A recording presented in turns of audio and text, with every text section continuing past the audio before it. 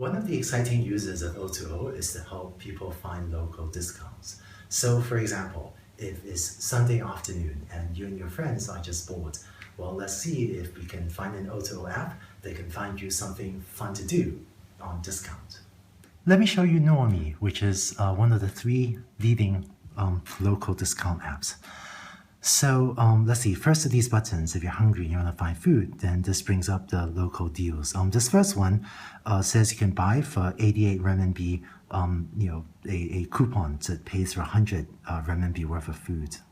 Second one here is a meal for 4 to 6 people that is discounted from 452 to 354 renminbi. It's a pretty big discount, and so it's a lot of pretty decent deals for food.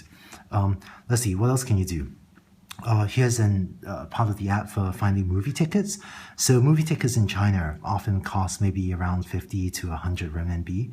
And so, these are different discounts to see different movies. This one for 37.5, for whatever. This movie is only 5.7 renminbi. And it's pretty cheap.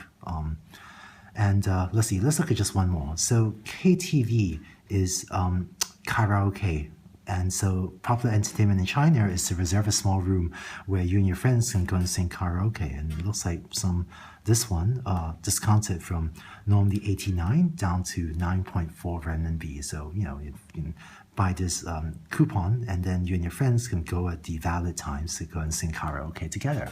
So a lot of fun things you can do at pretty massive discounts. So one comparison that people often make is to compare the China local discount apps with the Groupon business in the US. I think Groupon is good business, and in the US, it's often used by retailers for marketing on relatively low frequency, relatively rare purchases, such as if you want to take a discounted horseback riding class, or if you want to get a discount on an exotic holiday, or make a purchase of your first GoPro camera.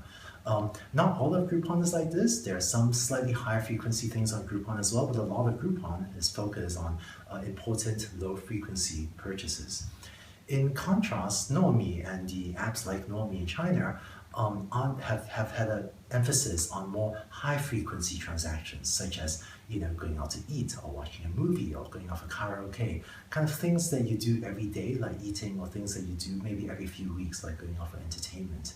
And so rather than use as just a marketing channel to get you into my horseback riding class for the first time and hope you come back again, Nuomi and apps like it in China are used as sales channels. Where it's being used to try to, let's use this to bring people into our store every single day rather than to bring them in once and hope that they come back. I'm not saying that there's a complete separation, a clear separation between these types of deals in the US and in China. The US Groupon has slightly more high frequency massage deals, and Nuomi has wedding photography deals, which are hopefully once in a lifetime things. But there is just a big difference in emphasis, where the China apps tend to emphasize the high frequency transactions more often. So why do retailers think this is a good idea? Well, it turns out, for example, movie theaters on average are only 15% full. So every time you show a movie, 85% of your movie theater on average is empty. And so retailers with, mostly empty theaters or mostly empty restaurants or whatever, they view these apps as a very good, not just a marketing channel, but as a sales channel to repeatedly, my movie theater is empty. Well, let's offer a discount and try to bring some people in and fill up my movie theater. And so a lot of retailers think this is a great idea to keep on bringing people day after day to fill those empty seats.